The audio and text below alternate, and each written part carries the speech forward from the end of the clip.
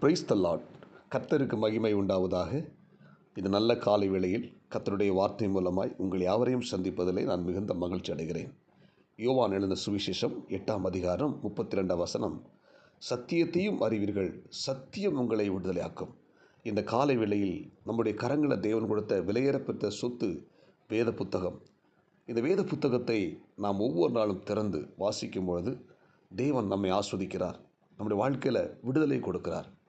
எனவே தேவன் கொடுத்த விலையேறப்பெற்ற பரிசாக இருக்கிற இந்த வேத புத்தகத்தை நான் ஒவ்வொரு நாளும் வாசிக்கும்போது நம்முடைய வாழ்க்கையில் மிகப்பெரிய நன்மைகளையும் மிகப்பெரிய மேன்மைகளையும் கர்த்தர் நமக்கு வைத்திருக்கிறார். 2ஆம் உலக மகா யுத்தத்தின் போது அமெரிக்க படையினர் ஜப்பான் தீவுகளில் ஒன்றான ஒகினவா என்ற தீவை கைப்பற்றினார்கள். அந்த தீவு முழுவதும் சமுதாய சீர்கேடுகளும் ஒழுக்கக்கேடுகளும் நிறைந்து காணப்பட்டன.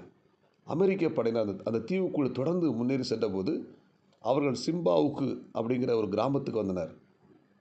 அந்த கிராமத்தில் வந்தபோது அந்த கிராமத்தில் இருந்த சமாதானத்தையும் மக்களுடைய ஒழுக்கத்தையும் பார்த்து மிகவும் ஆச்சரியப்பட்டனர். ஒகினவா தீவு முழுவதும் இவ்வளோ சீர்கேடாக இருக்கும்போது அது இருந்த ஒரே ஒரு கிராமம் மட்டும் இவ்வளவு சந்தோஷமாகவும் அமைதியாகவும் காணப்பட காரணம் என்ன என்று அறிய முற்பட்டனர். அப்பொழுது அந்த கிராமத்தில் இருந்த ஒரு வயதான முதியவர் அதற்கான காரணத்தை சொன்னார்.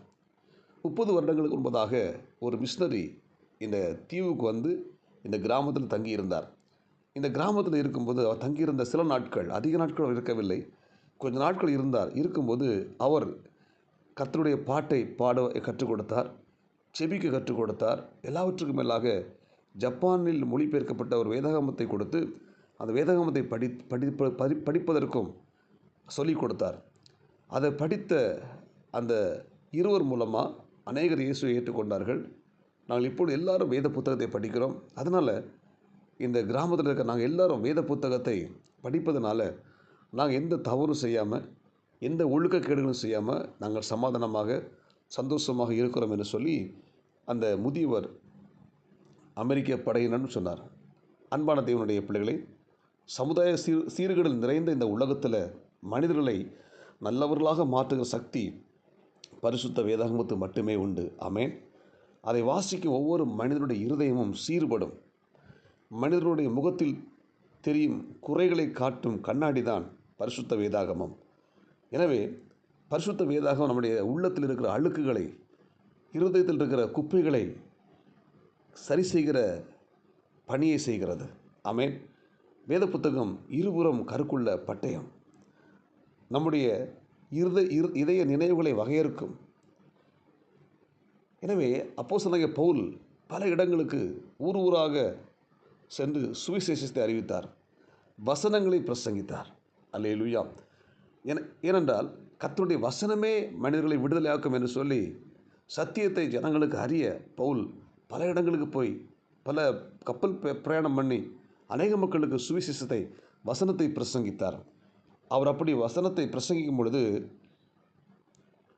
அங்கே பெரையா பட்டணத்தார் மட்டுமே வேத வசனங்களை ஆராய்ந்து பார்க்க ஆரம்பித்தனர். எனவே அவர்கள் பக்கத்து பட்டணமாகிய தெசலோனிக்கே பட்டணத்தில் இருந்தவர்களை விட நற்குணசாலியாக இருந்தார்கள். ஆமென். அன்பான தேவனுடைய பிள்ளைகளை, இந்த பெரையா பட்டணத்தார் பவுல் கற்றுக் கொடுத்த அந்த வேத வசனங்களை படித்து அதை ஆராய்ச்சி பண்ணார்கள்.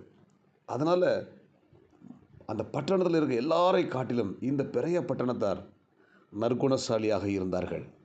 எனவே அன்பான தேவனுடைய பிள்ளைகளை, வேத வசனங்களை ஒவ்வொரு நாளும் படிக்கும்போது அந்த வேத வசனங்கள் நம்முடைய உள்ளத்தை சுத்தமாக்கும்.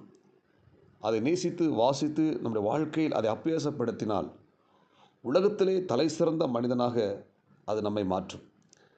வேத வசனமாகிய சத்தியம் மட்டுமே நம்முடைய பொல்லாத பழக்க வழக்கத்திலிருந்து விடுதலையாக்கி நம்மை நல்லவர்களாக மாற்றும்.